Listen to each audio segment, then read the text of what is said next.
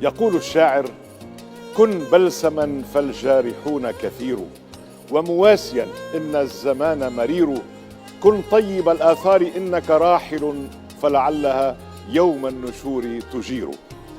الكلمة الطيبة ليست مجرد حروف تقال، بل هي جسر يعبر بنا إلى قلوب الآخرين، ودواء يشفي الجروح، ونور يبدل ظلمات الحزن.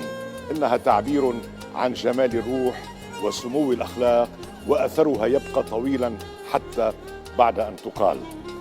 قال النبي عليه الصلاة والسلام: الكلمة الطيبة صدقة.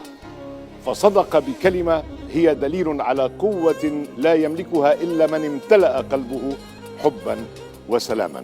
فتذكروا أن الأثر الحقيقي الذي نتركه في هذه الحياة يبدأ من كلمة صادقة طيبة ونبيلة.